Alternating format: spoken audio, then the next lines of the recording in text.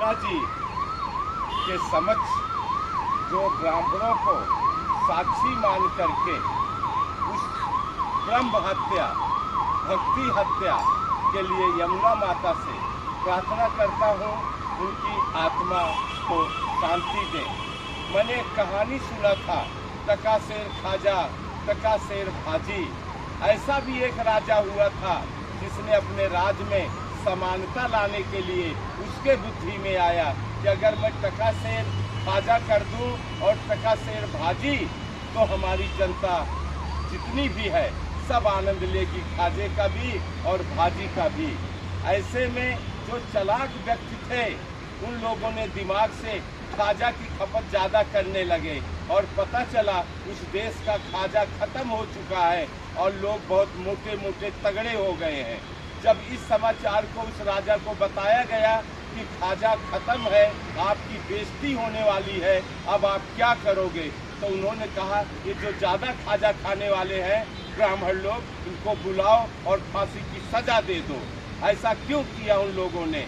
ये भूल गया उस राजा ने कि उसने ही आदेश दिया था कि हमारे राज्य में टकासेर भाजी और टकासेर खाजा होगा।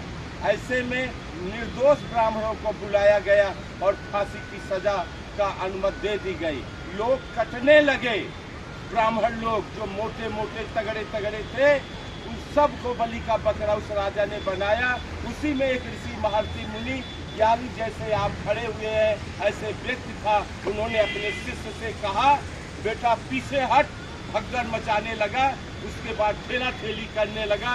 भक्त हड़बड़ा गया, बोला हट, इस समय स्वर्ग की घड़ी है, स्वर्ग का क्षण है, हमें पहले जाने दे। अगर मेरी फांसी हो गई तो फिर आराम से मैं स्वर्ग लोक चला जाऊंगा।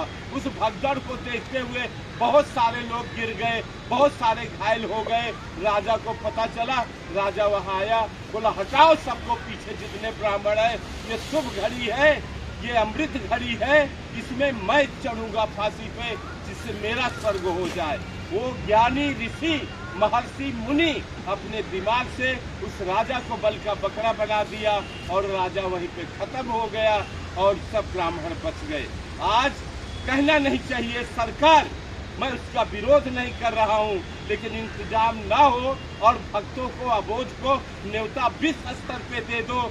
आ जाइए, अमृत घड़ी है, यहाँ अमृत गिरा था, यहाँ पे शाहरुख खान नहाएंगे, यहाँ पे अजय नहाएंगे, देवगन नहाएंगे, तो ये धर्मेंद्र नहाएंगे, जितेंद्र नहाएंगे, ये स्वर्ग चले जाएंगे।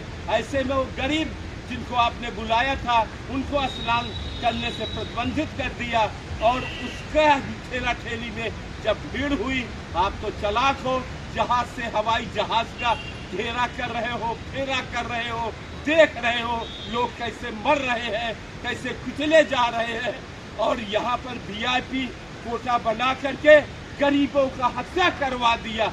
आज वो ज्ञानी मुनि ऋषि महर्षि नहीं है, वो राजा भी नहीं है, क्योंकि राजा चालाक हो चुका है। वो समझ गया कि मैं किसी के बहकावे में जाकर के उस भीड़ में नहीं जाऊंगा, मैं हवाई राउंड पे यात्रा करूंगा। आज मैं यमुना नदी के किनारे मरे हुए लोगों को, मृत्यु हुए लोगों को, अकाल मृत्यु वालों को प्रार्थना करता हूँ कि आप भी बड़ी बहन हो गंगा जी की, आप क्षमा प्रार्थी करो। उस अबोध भक्तों की क्या गलती थी जिन्हें बुला करके बलि का बकरा बना दिया? उसे अवश्य ही ब्रह्म हत्या का फल देना। जो समझ रहा है कि इसको इनकम सोर्स बना दूं, 25, 50, 500 करोड़ खर्चा करके मैं 25 करोड़ कमा लूं, ये भूल जाए। अध्यात्म है, ये हृदय का विषय है, दिमाग का विषय नहीं है। आज हमारे शक्तियों का दुरुपयोग होना शुरू हो गया है, ये सोच करके कि इससे इनकम सोर्स बना दिया जाए। विश्व के लोग हमारे हिंदुस्तान में आए डुबकी लगाने और पैसे से तिजोरी भरे। ये तिजोरी भरने वाला विषय नहीं है। हमारा भारत सोने की चिड़िया था, अपने आचरण के कारण, अपने संस्कार के कारण आज भी वो कहीं गया नहीं, और शक्तियाँ उन्हें अवश्य आभास कराएंगी आने वाले समय में कि सरकार अचंभा रह जाएगी। भले वो ऋषि मुनि ज्ञानी से चालाक बन रहा है, क्योंकि वो भी बोलता है मैं भी ऋषि मुनि ज्ञानी हूँ, उसको खेल बना करके वो वास्तव में तमाशा राम बन गया आसाराम की जगह पे, और वो इसका भुक्तभोगी होगा होगा होगा। आज यमुना नदी के किनारे मैं ये प्रार्थना करता हूँ, माते तुम अंतर्यामी हो, तुम्हें क्या बताना है। यहाँ सीसी कैमरा की जरूरत नहीं है, यहाँ गवाही की जरूरत नहीं है। ये तो वैसा कैमरा है जो विश्व को देख रही है, और उस विश्व में फिटनेस की जरूरत नहीं है, कानून नहीं है। सहयोग बैठा दोगे, आयोग बोलेगा नहीं 25 ही मरे हैं। अरे वो कैमरा जहां आप भी दिख रहे हो, भक्त भी दिख रहे हैं, तुम्हारे इरादे भी दिख रहे हैं, तुम्हारा माइंड भी दिख रहा है। जिस प्रकार कमेटी बना के देश को आगे ले जाना चाहते हो, लानत है। धर्म के द्वारा, आचरण के द्वारा कमाया हुआ पैसा ही माता जी के उपयोग में आना चाहिए। ये ठगी और लुटाई बेईमानी का पैसा अगर वहां ले गए वीआईपी और खर्चा कर दिया 20 लाख, वो 20 नए पैसे का भी महत्व नहीं है। जिस दर पे गए हो और दिखा रहे हो कि ये देखिए अमेरिका के आए हुए हैं, ये देखिए रूस के आए हुए हैं, क्या दिखाना चाहते हो, किसको दिखाना चाहते हो? वो अंतर्यामी है, आपको अच्छी तरीके से जान रहे हैं। याद रखना, जिस प्रकार से आपने अपना इंतजाम किए बगैर विश्व को न्योता दे दिया और आत्महत्या में मजबूर कर दिया, लोगों को भाग नहीं सके, तड़प तड़प करके मरे हैं।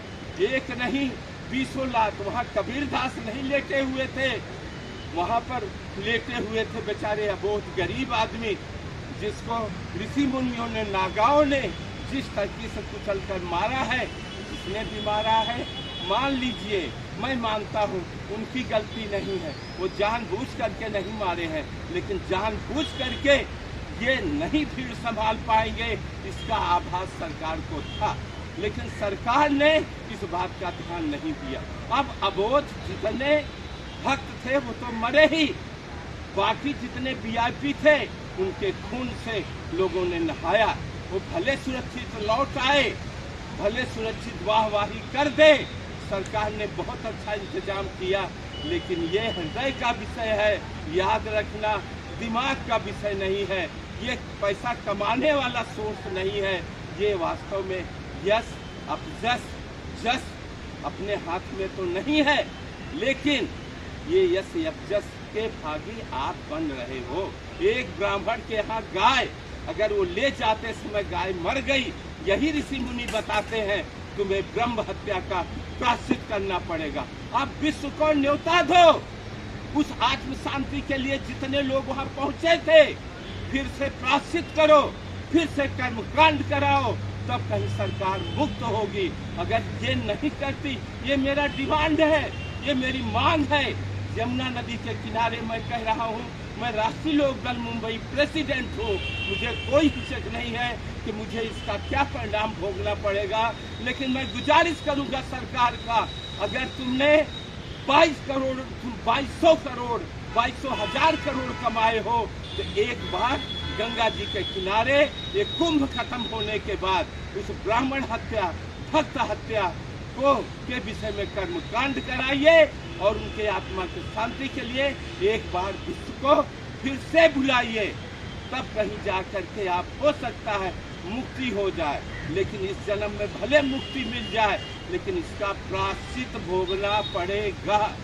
जय यमुना, जय ऋषि महर्षि मुनि, जिनके चरणों पे मैं सौगंध खा के कहता हूँ, सरकार को कमाए हुए पैसे को ब्राह्मणों में फिर बांटना पड़ेगा, फिर उस हत्या के विषय में ब्रह्मभोज करना पड़ेगा, तिरही करना पड़ेगा, कर्मकांड कराना पड़ेगा, तब कहीं वो आत्माएं मुक्ति की तरफ बढ़ेंगी, नहीं तो वो भटकती रहेंगी, और वो भटकती हुई आत्माएं अवश्य सरकार को भटकाएंगी। धन्यवाद। मैं सरकार से गुजारिश करूंगा, मैं आपको चाहने वाला हूं, आपके कामों से खुश हूं, लेकिन याद रखना, ये आपको कर्मकांड वही जगह पे जहां पे हत्या हुई है, कुंभ के बाद कराना पड़ेगा।